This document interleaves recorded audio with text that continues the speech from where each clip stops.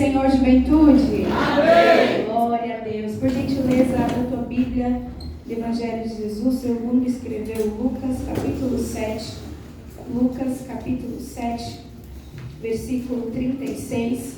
Enquanto você localiza o texto bíblico que será exposto, eu quero louvar a Deus por essa noite, por estarmos aqui, eu juntamente com meu marido, os meus amigos que são meus irmãos em Cristo, meus companheiros sempre que podem estar conosco. Quero louvar a Deus pela vida do pastor Alex, meu amigo de seminário. Gente, o pastor aqui é bravo, porque ele é bagunceiro, viu? Mas ele é gente boa, esse negão, né? Glória a Deus. Que Deus te abençoe, viu, pastor? Obrigada pelo carinho. Deus abençoe você, a sua querida esposa, é sua filha? Lógico que é sua filha, né? É muito sua filha. Que Deus abençoe. Ao nosso irmão Lucas, que nos contatou também, obrigada. Obrigada a todos que estão aqui. Eu tenho certeza que o Senhor tem uma palavra aos nossos corações. E eu fui extremamente visitada pelo Senhor através do texto que nós vamos ler. E durante esses dias eu recebi algumas mensagens dizendo: dá lugar. E eu vim dizer para vocês que eu estou com muita vontade de pregar. E eu espero que o seu coração esteja com muita vontade de receber. Se doer, juventude, glorifica a Deus. Se consolar, glorifica. Se edificar, glorifica. E nós vamos sair daqui cheios da palavra e do poder do Espírito Santo. Amém? A pecadora que ungiu os pés de Jesus. Versículo 36. Convidou um dos fariseus para que fosse jantar com ele. Jesus, entrando na casa do fariseu, tomou lugar à mesa. E eis que uma mulher da cidade, pecadora, sabendo que ele estava à mesa na casa do fariseu, levou um vaso de alabastro com unguento, e estando por detrás, aos seus pés, chorando, regava-os com as suas lágrimas e o enxugava com os seus próprios cabelos, e beijava-lhes os pés e ungia com unguento. Ao ver isto, o fariseu que o convidara disse consigo mesmo: se este fora profeta, bem saberia quem é e qual é a mulher que lhe tocou, porque é pecadora. Você pode dizer amém? Amém. Eu queria que você dissesse para o teu coração: não é só o que tem nas mãos. Diga, não é só o que tem nas mãos. Não é só o que tem nas mãos. É o que tem no coração. É o que tem no coração. Você pode dizer isso para a vida de alguém? Não é o que você tem nas mãos. É o que está no seu coração. Glória a Deus. Toma o seu assento em nome de Jesus. Aleluia.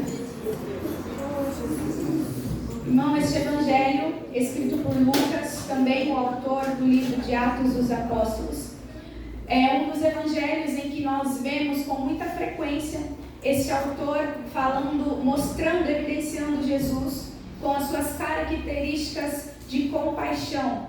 No decorrer desse evangelho, nós vamos ver que Jesus expressava grande compaixão aos gentios, aos samaritanos, às crianças, às mulheres, aos coletores de impostos, que são considerados publicanos, e também aos pecadores. É sabido pela maioria que o ministério de Jesus, a princípio, não foi um ministério bem aceito. Tudo aquilo que Jesus fazia dava de forma contrária ao sistema.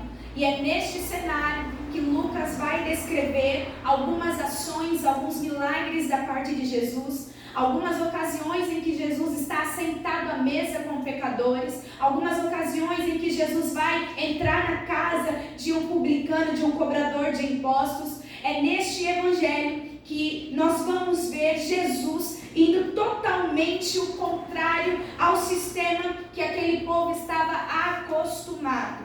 É bem verdade que nós vamos ver que para quem era pautado na lei, ter contato com alguém que era pecador, e no sentido de pecado externo, automaticamente a pessoa se tornava impura. O Evangelho de Lucas, no capítulo e no versículo que lemos, vai nos contar a respeito de um convite que Jesus recebeu. Naquele tempo, qualquer ação que Jesus fazia era uma ação incomum, porque ali era a manifestação da nova aliança. Tudo aquilo Jesus fazia era novidade. Ninguém tinha feito antes, ninguém havia feito como ele, ninguém havia falado como ele. As palavras não eram recebidas ou rejeitadas como as palavras dele. Ninguém tinha poder para curar como aquele Jesus tinha. Eu já comecei a pregar aqui nessa noite. Ninguém tinha poder para perdoar pecados como aquele Jesus tinha. Ninguém tinha poder para liberar uma palavra e alguém sair com a sua cama nas costas contando um testemunho. Ninguém tinha o poder de fazer e falar aquilo que Jesus estava fazendo. E é por isso que aquilo causava muito alvoroço no meio da sociedade, no meio da comunidade.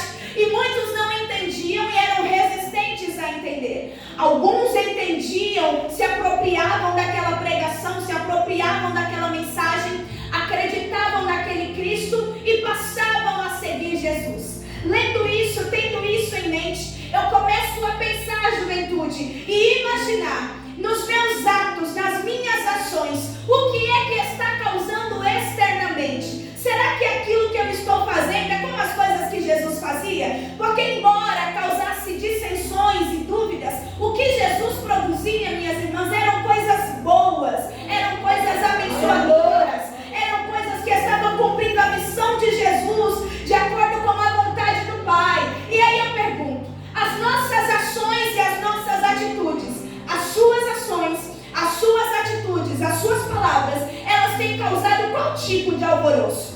Porque quando eu olho para Jesus, eu vejo coisas que Ele faz para o bem. Mas quando eu olho para a nossa sociedade, para o nosso tempo, é muita gente causando alvoroço por causa da mentira, por causa do pecado, por causa da inveja, por causa da fofoca, por conta do vocabulário, por conta das mesas que se assentam. E eu quero já te fazer um apelo, te fazer um convite essa noite. A gente precisa ter bom testemunho. Jesus estava fazendo nada mais, nada menos que testemunhando o poder que Ele recebeu de Deus Pai. Jovens, eu preciso que vocês reflitam nessa noite. Aquilo que falam ao seu respeito, aquilo que pensam ao teu respeito, a referência que alguém tem ao teu respeito, ela está glorificando a Deus e dando bom testemunho?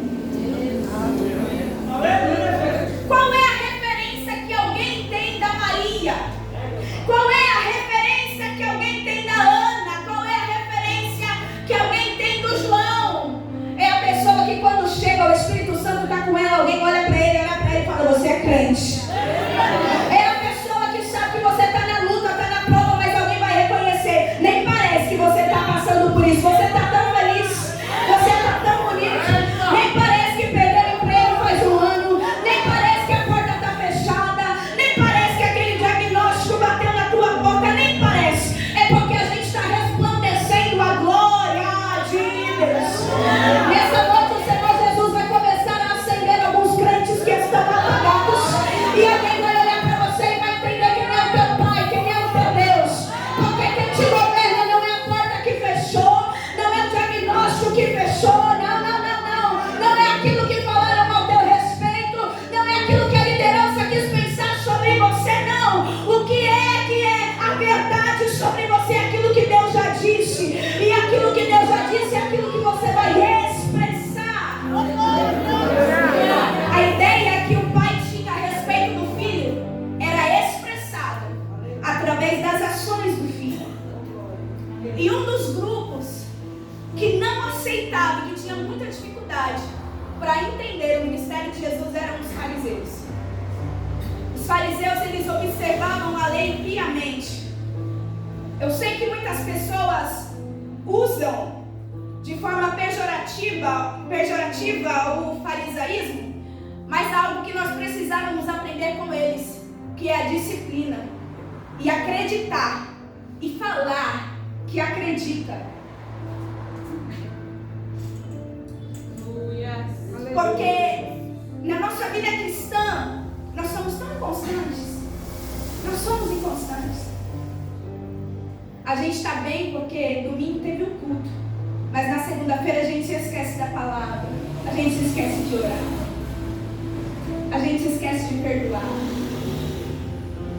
Nós somos inconstantes. E eu não te julgo por isso, porque eu sou tão humana quanto você. E aqui havia um grupo de pessoas que a todo tempo queria colocar à prova o ministério de Jesus, a sua veracidade e de fato o seu ministério profético. Os fariseus tinham um grande apego à lei, só que Jesus veio como um cumprimento à lei. E em uma das ocasiões, um desses fariseus, chamado Simão, vai convidar Jesus para um jantar. Receber convite para comer é bom, não é? Gente, vocês são crentes. O Alex vai pagar a pizza. O Lucas também.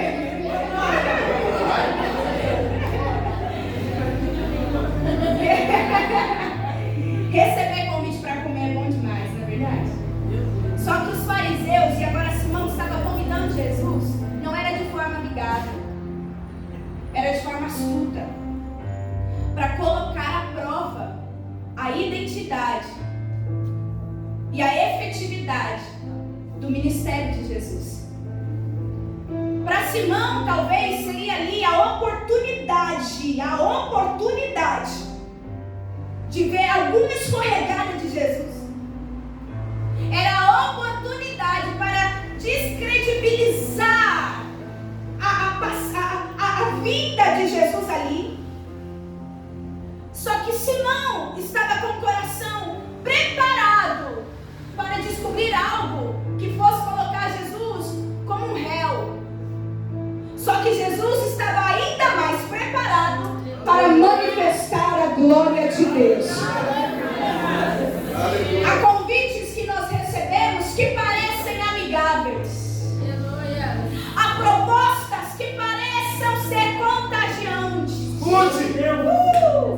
Há conselhos que parecem ser muito bons. Vem aqui na minha casa, se assente à minha mesa, sai mais cedo do culto, vai ser só mais um encontro. Aleluia! Ninguém precisa ficar sabendo, ninguém precisa opinar, ou melhor, oculta de todo mundo, porque teu pastor não precisa ficar sabendo, a tua mãe não precisa ficar sabendo, afinal de contas você já é maior de idade, ou às vezes tem só 15 anos, né? E tem gente que tem 15 anos que já acha que é dono do próprio nariz, mas ainda tem pai, ainda tem mãe, e ainda tem um Deus que está de olho em todas as coisas. E aí de vez em quando, hora ou outra, o seu celular toca, olha, vamos seguir essa pessoa porque o conteúdo é bom, enquanto a Bíblia está dizendo, foge da aparência do mal. E aí alguém está falando, olha, vamos olhar aquele negócio ali, enquanto a Bíblia está dizendo, se teu olho te faz pecar, arranca, lança fora de ti. E aí alguns convites, jovens, parecem ser muito legais. Algumas mesas, irmãos, parecem ser muito boas. Algumas amizades parecem ser muito influenciadoras no bom sentido. Aleluia. Eu não estou dizendo que de forma literal e inflexível você não tenha que ter contato com pessoas que não professam a mesma fé. A questão é, esse contato vai te contaminar ou você vai ser luz nesse contato? Porque Simão precisava só de uma escorregada para colocar a imagem de Jesus em descrédito.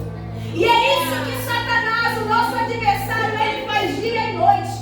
Você pensa que o diabo só está lutando contra a tua vida antes de você vir para o culto colocando impedimento? Você acha mesmo que Satanás só trabalha contra você na semana do culto?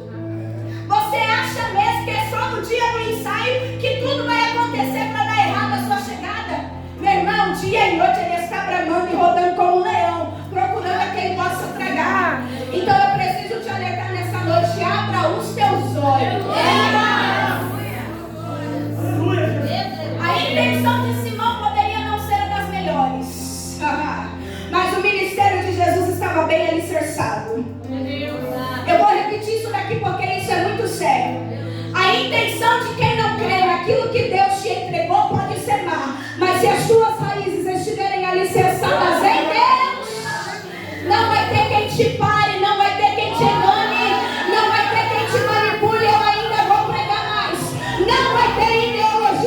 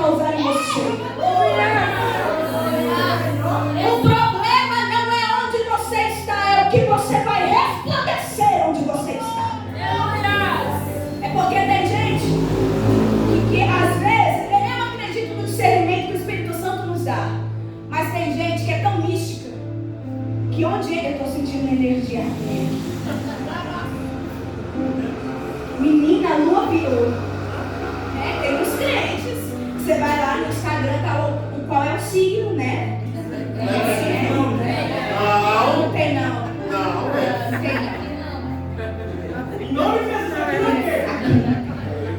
E se tem, Deus vai derrubar seu Instagram hoje.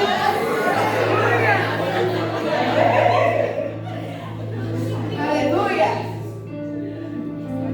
Eu acredito no discernimento que o Senhor nos dá. E há alguns ambientes que nós estamos sensíveis e conseguimos ter a percepção do nível de hostilidade que aquele lugar possui. Só que tem gente que ao invés de enfrentar, foge.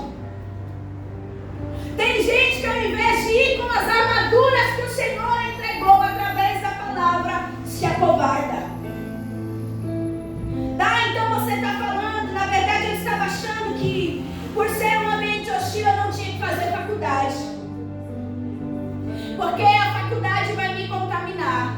Se você não estiver enraizado, vai. Mas para quem é alicerçado, não. Eu não vou trabalhar porque aquela empresa só tem coisas que não prestam e bandeiras que eu não apoio. Pois você tem a bandeira do Evangelho. Vai pelo poder do Espírito de Deus. Jesus vai se assentar à mesa e perceba que Jesus só entra. E naquele tempo as mesas não eram comuns como hoje, eram um estilo rebaixado, vamos dizer assim. E uma pecadora naquela cidade, sabendo que Jesus estava na casa de um fariseu, ela vai até Jesus.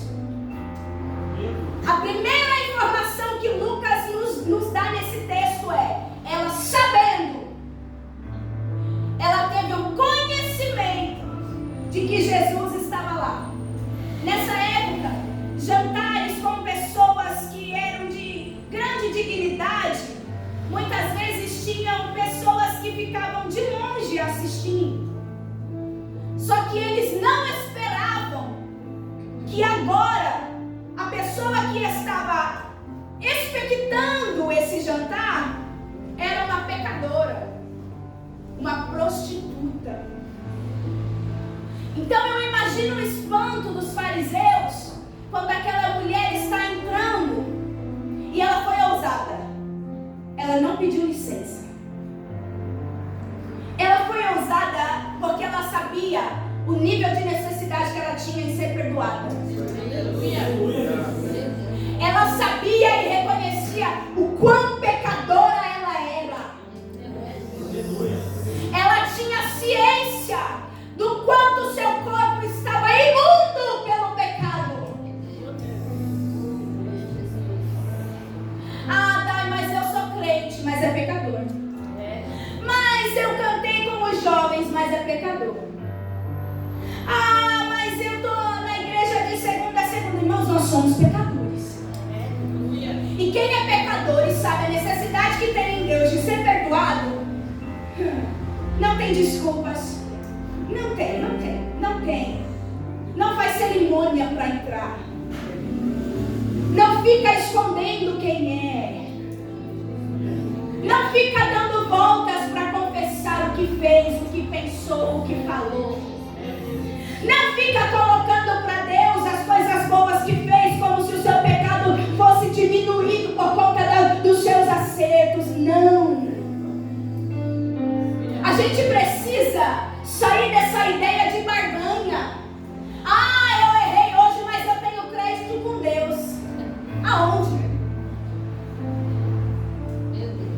Eu falhei hoje, mas Deus se lembra de quantos anos eu servi a Ele. Então esse pecado Ele não vai considerar. E aí a gente vai sendo criado em uma hipocrisia dentro da igreja e do evangelho, que quando a gente vai ver, a gente se esfriou. Não ora mais. Não tem mais verdade na adoração. Não tem mais verdade na devoção. Tudo no culto te incomoda. Se canta mais baixo te incomoda. Se canta mais alto te incomoda. A regente te incomoda. O jovem te incomoda. A senhora te incomoda. O pastor te incomoda. O jeito de pregar do outro te incomoda. Esse pastor não pode te incomodar, não. Aí a gente vai entrando numa frieza espiritual e acha que o culto precisa cair no nosso agrado.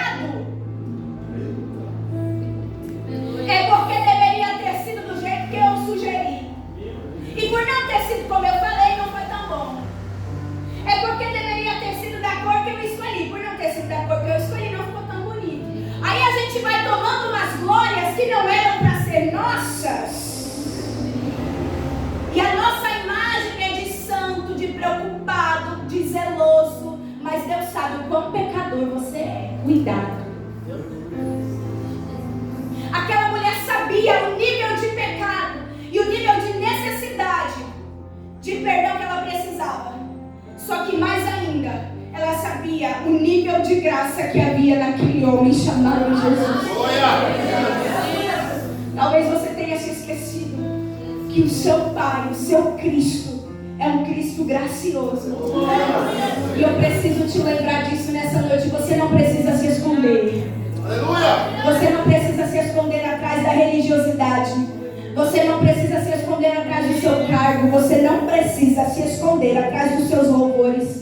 Você não precisa se esconder por detrás da tua Bíblia. Você não precisa se esconder atrás dos seus ensinos. Você não precisa se esconder atrás da sua vestimenta. Você não precisa se esconder porque Ele sabe quem você é. E você também precisa saber qual é o nível de graça que tem nesse Jesus. Eu vim te lembrar disso nessa noite. Que há um nível de graça nesse Cristo. E essa graça ainda te alcança, te renova, te perdoa, te alimenta, te fortalece. Aleluia, essa graça está aqui em nosso meio nessa noite, igreja. Essa graça está aqui em nosso meio nessa noite. E o Espírito Santo, através da palavra, está dizendo para o teu coração: não se preocupe, porque onde abundou o pecado, superabundará a minha graça. A graça te alcança.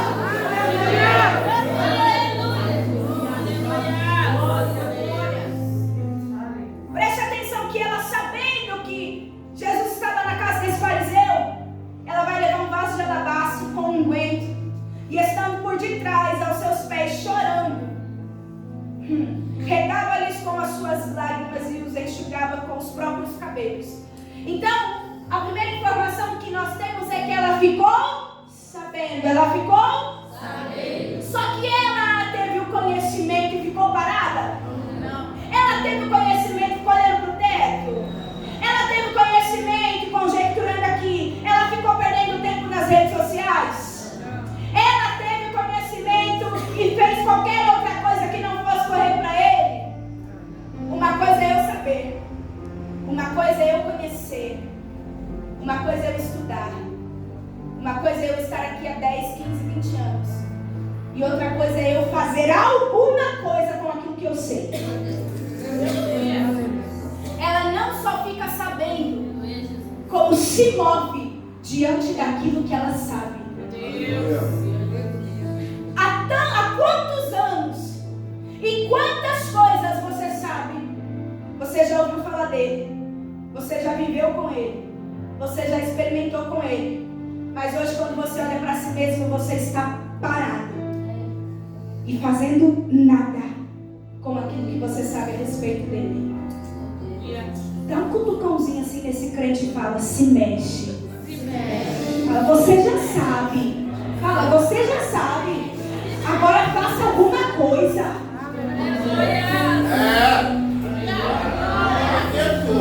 Uma coisa é alguém me falar, eu me convencer disso e agir mediante a isso. Outra coisa é eu ficar sabendo e não fazer nada. Eu disse para vocês que aquela mulher não pediu licença para entrar, porque a necessidade dela era muito maior do que o protocolo. E eu vou repetir: ela não pediu licença para entrar,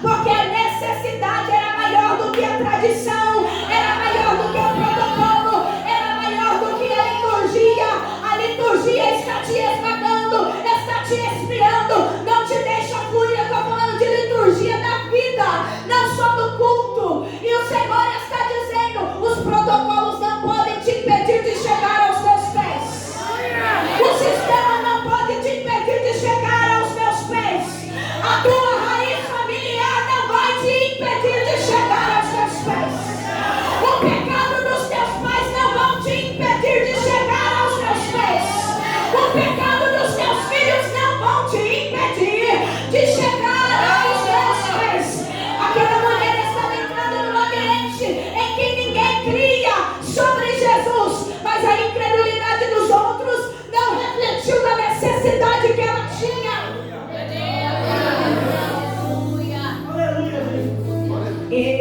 Eu não vou chorar. Não, eu trouxe meu amigo. Afinal de contas, ele sabe que eu sou forte.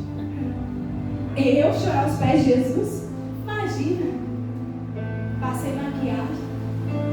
Eu chorar aos pés de Jesus ao lado da minha esposa, ao lado do meu marido. Imagina, eu sou tão bom. Eu sou tão boa. Eu tenho pecados que eu não posso contar para ninguém. Aí não conto para ninguém, nem para Jesus. Mas há um momento na vida do crente que a gente precisa se posicionar. Porque saber a gente sabe, mas às vezes a gente não faz nada. O ambiente era desfavorável para quem precisava ser perdoado. Só que você se lembra que para Simão a mesa poderia ser uma armadilha para Jesus, mas para Jesus era o ambiente perfeito para a graça de Deus ser derramada. Existe uma mesa preparada aqui nessa noite, e é o ambiente perfeito para a manifestação da glória de Deus.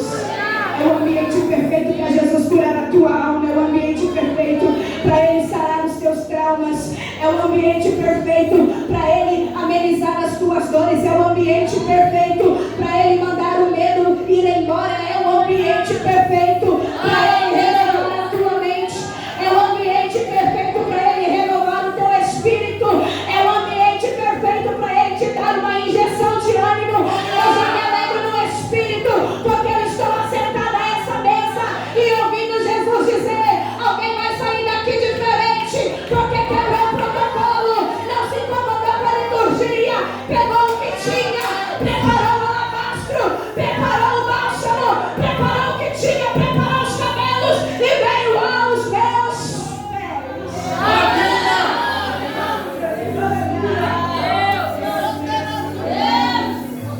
É interessante que ela vai pegar o alabastro. O alabastro era uma variedade de mármore que era extraído do Egito, e ele era lapidado para ser feito de recipiente para perfumes caros. Ela vai pegar esse alabastro. Só que é interessante que antes de Lucas falar o que ela iria fazer, ele fala que ela estava com lágrimas nos olhos. Ela poderia estar sem nada em mãos. Ela poderia não ter R$1. Ela poderia não ter, aleluia. Glória a Deus, aleluia. Poderia não ter pai.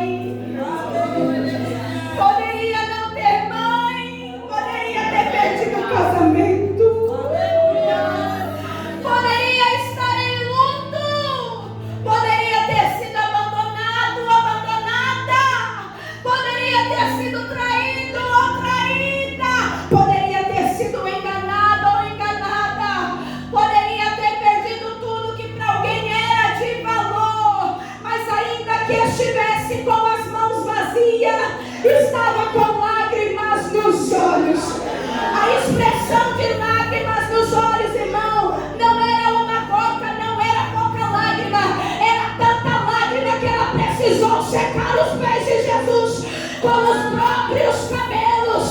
Poderia não ter nada na mão visível, mas tinha o coração sedento pela salvação, pelo amor, pela graça de Jesus. Perca tudo de suas mãos, mas não perca as lágrimas dos olhos. Perca tudo de suas mãos, mas não perca as lágrimas nos olhos. É o que Jesus disse aos fariseus, e ela estava aqui, irmãos, personificando toda a mensagem que Jesus já vinha pregando há muito tempo.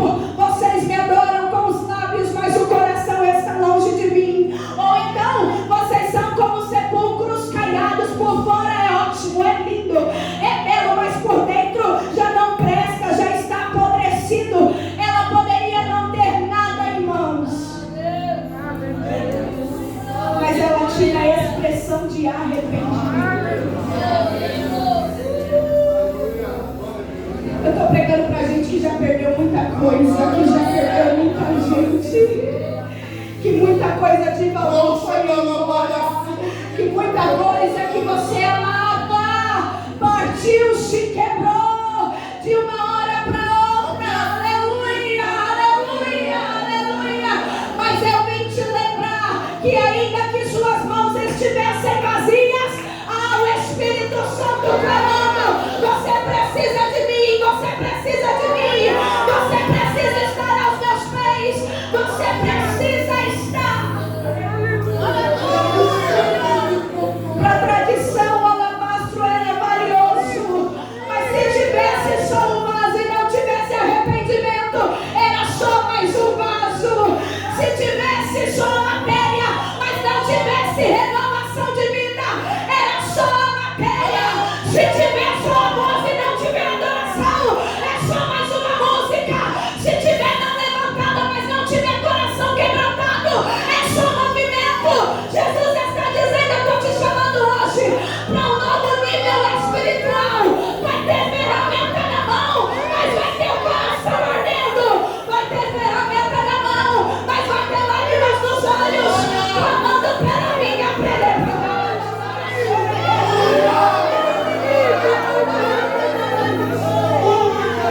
Seja renovado pelo Espírito agora. Você não orava mais, não chorava mais na presença de Deus, não se quebrantava mais diante dos pés de Jesus. Você achava que o emprego estava impedindo a tua adoração, mas ainda tem lágrimas nos olhos. Você achou que o divórcio iria parar na tua voz, mas ainda tem lágrimas nos olhos. Você achou que o câncer iria te paralisar, mas ainda tem lágrimas nos olhos. Você achou que aquela decepção iria acabar com a tua vida com Deus, mas ainda tem lágrimas nos olhos. Lágrimas nos olhos, lágrimas nos olhos, lágrimas nos olhos.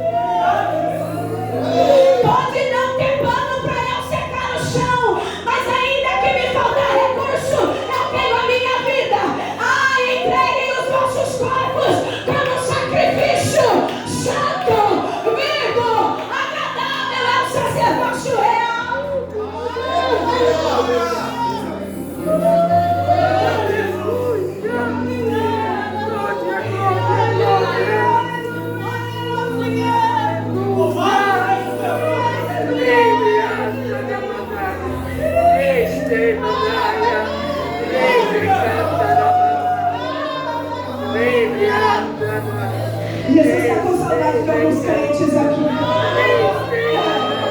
De primeiro momento, esse texto me parece evangelístico.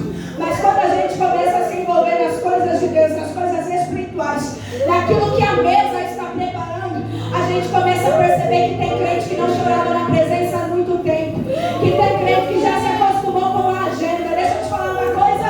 Jesus não te chamou para adorar a tua agenda. Jesus te chamou para adorar a Ele aos pés dEle. Graças a Ele, ter um coração voltado a Ele. Então, em nome de Jesus, seja responsável com os compromissos, mas não idolatre os seus compromissos. Os seus compromissos te esfriaram, eles te engessaram, eles te pararam, eles mudaram a tua mente, eles desconstruíram aquilo que você havia construído em oração. E Jesus está falando: se for preciso, eu trago a tua agenda, se for preciso, eu quebro o calendário, mas você vai voltar para os meus pés. Você me pediu para eu abrir porta, eu abri porta, mas não tem mais lágrimas nos olhos. Me pediu para ter fartura, eu dei fartura, mas não tem mais lágrimas nos olhos. Me pediu inteligência, eu te dei a ciência da palavra, mas não tem lágrimas nos olhos. Me pediu criatividade, eu te dei criatividade, mas não tem mais lágrimas nos olhos.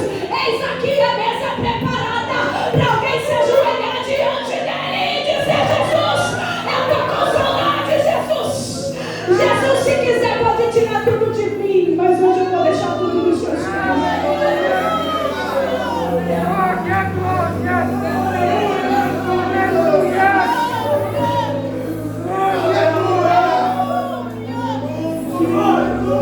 Alguém vai olhar para aquela ação e vai pensar consigo mesmo: se ele soubesse que ela era uma pecadora, uma prostituta, aliás, se ele fosse profeta, ele saberia quem ela é. Perceba agora a astúcia de Simão. Ele só estava esperando uma oportunidade para colocar à prova o ministério profético de Jesus. Ele não vai falar para Jesus, mas Jesus vai sondar aquilo que ele disse para si mesmo.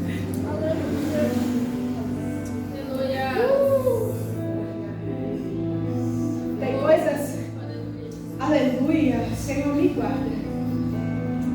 Tem muita coisa que algumas pessoas, posso falar, pastor, se me dá licença? Tem muitas coisas que algumas pessoas aqui não falam, mas pensam. O fato de você não falar não significa que Deus não saiba, tá? O fato de você não verbalizar não significa que Jesus não ouviu.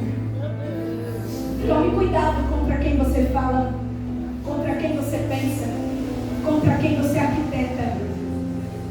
Cuidado. Jesus te viu. Quando Simão, dentro de si, coloca em dúvida quem Jesus era, o seu ministério profético, Jesus vai dizer para ele: ô Simão, deixa eu te contar uma historinha aqui e a gente finaliza. Certo credor tinha 2 devedores. Aleluia. Um lhe devia 500 denários e o outro 50. Irmãos, o que é maior, 500 ou 50? 500. Não tendo nenhum dos dois com que pagar, perdoou-lhes ambos. Jesus está contando uma parábola e vai perguntar para ele: qual deles, portanto, o amará mais? E aí Simão diz: supondo que aquele é quem mais perdoou. E respondeu Jesus: julgaste bem. Aí Jesus vai voltar para a mulher e vai dizer: ô Simão, está vendo essa mulher aqui? Porque quando Simão pensa, se ele soubesse, se ela é uma pecadora e se ele fosse profeta, ele estava apegado à lei. Porque na visão dele, Jesus deixando aquela mulher tocá-lo, automaticamente Jesus teria que expulsá-la de lá, porque ela estaria sujando Jesus. Só que Jesus não veio para ser como alguém contaminado e nem para contaminar. Ele veio como alguém limpo, puro e para purificar. Aleluia. E aí, Jesus vai mostrar para ele: essa mulher aqui, que você estava pensando que não merecia estar aos meus pés, que você estava pensando que eu tinha que expulsá-la da minha presença, então eu entrei na sua casa. Você é tão santo, tão pautado na sua tradição, que, como é de costume aqui, vocês não água para lavar os pés ou lavam os pés, e nem isso você fez. Vocês são preocupados com as águas dos pés, mas sabe o que molhou os meus pés? Não, foram as lágrimas dos olhos. Ô Simão, aquilo que você acha que é certo, eu vou te mostrar agora como é que funciona. Eu sei, Simão, que durante a tua vida você colocou algumas regras. É que na minha casa se ora desse jeito. É que debaixo do meu teto a leitura bíblica tem que ser em tal horário.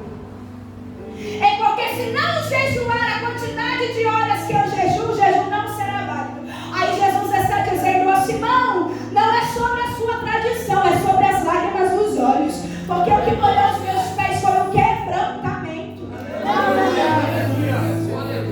É que na minha casa e no meu senso de limpeza e purificação, só vale ser purificado aquilo que eu vejo que está sendo limpo. Mas Simão, para aquilo que eu quero derramar na vida de um pecador, se enxugar com os cabelos está ótimo. É aquilo que tem, é de corpo e alma, Simão. Mas você, aí Jesus começa a lembrá-lo da tradição que ele tanto ama. Não me desse ósculo. Ósculo era beijo na testa que os judeus davam, ou na barba, era beijo no rosto. Beijo no rosto era de respeito, de honra, de amizade. Você não me deste ósculo. Ela, entretanto, olha isso, você não fez o mínimo que a sua tradição pede. O ósculo é um só beijo, mas desde quando ela entra aqui, ela não para de beijar. Consegue entender, Simão, que você está apegado a muitos detalhes, enquanto que eu estou olhando é o coração totalmente quebrantado? Você consegue entender, Simão, que você estava preocupado em como orar, em onde cantar? É no monte ou é no templo? Você estava preocupado como comer, como se vestir, como falar, o jeitinho de pregar. Você estava preocupado com a oratória, você estava preocupado com o repertório, você estava preocupado com o uniforme. Enquanto isso, eu estou trabalhando para salvar a vida de alguém e você está pegado com o detalhe. Mas Simão, eu vim me encontrar com você também, porque eu aceitei o seu convite, e quando você achou que iria me pegar, fui eu que peguei você. Ah, quem muito é perdoado, este muito ama. Jesus vai virar para essa mulher e vai dizer, filha, vai em paz, porque a tua fé te salvou. Simão, desapega. Ah, mas tem que respeitar a minha história, tem que respeitar Cristo, desapega. Mas tem que respeitar de onde eu vim. A gente respeita, meu irmão, a gente respeita, minha irmã, mas já passou da hora de você desapegar desses detalhes. Há uma mesa muito especial, preparada e disposta para quem está disposto a se jogar aos pés. Por isso eu te digo, perdoados são seus muitos pecados. Glória. Muitos pecados. Muitos pecados. Porque ela muito amou, mas aquele a quem pouco ama, se perdoa, pouco ama. Quando Jesus fala, porque ela muito amou, mas aquele a quem pouco se perdoa, pouco ama, este perdão, esse porquê, Jesus não estava dizendo que ela foi perdoada porque ela amou. Jesus estava dizendo, na verdade, a melhor expressão é, ela amou, razão pela qual ela foi perdoada.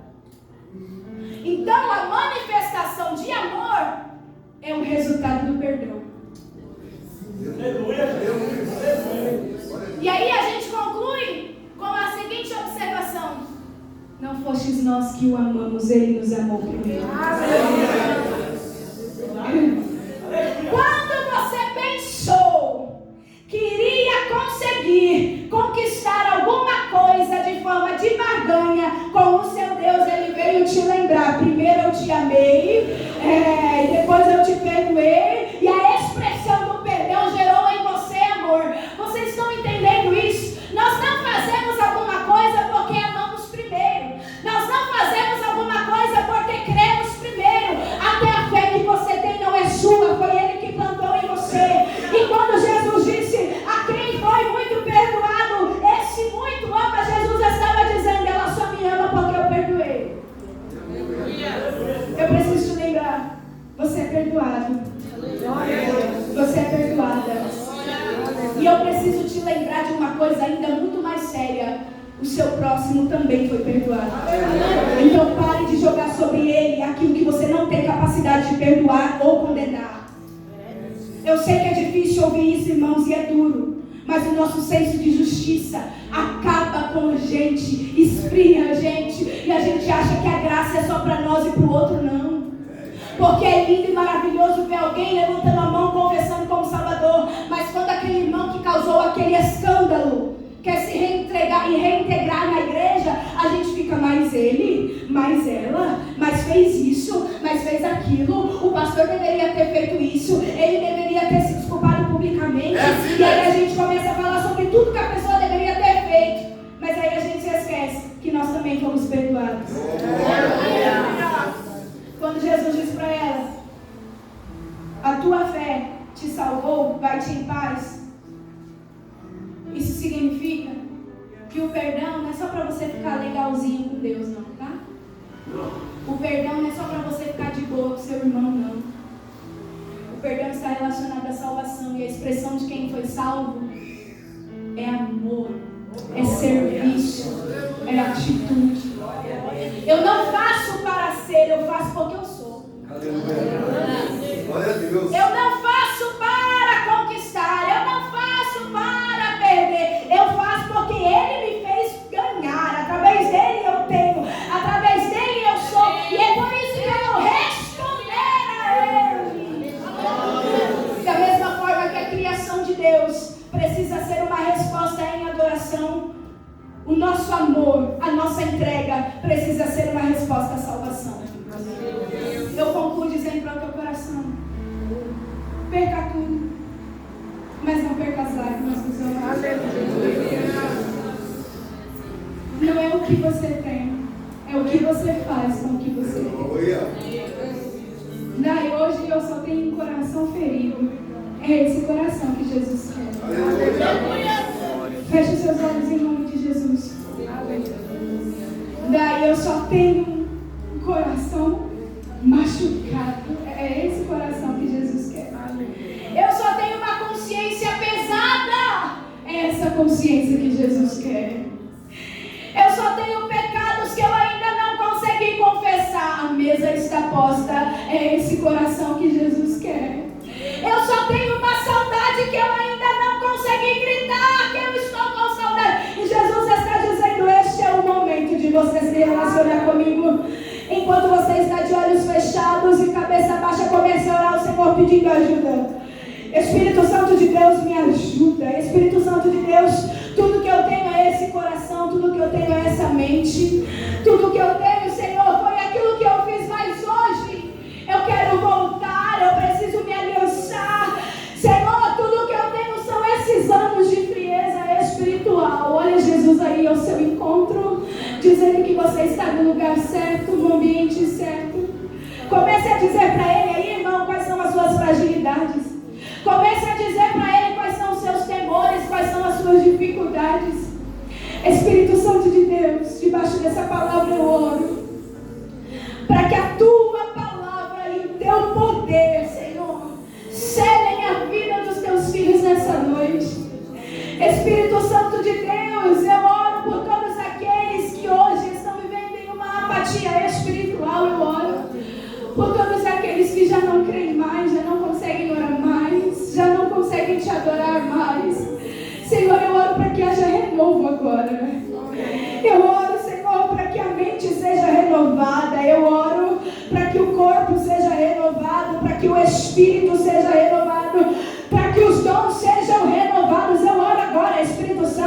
porque a tua palavra tem poder para curar, a tua palavra tem poder para libertar mentes, a tua palavra tem poder para transformar hoje, a tua palavra tem poder para restaurar lares agora, a tua palavra tem poder para perdoar pecados confessados, a tua palavra tem poder para avivar a tua igreja, a tua palavra tem poder para mudar sentenças, a tua palavra tem poder para mudar cenários. Por isso eu te peço, manifesta-se, manifesta-se pela tua palavra, Senhor, manifesta-se pela tua palavra, em nome de Jesus.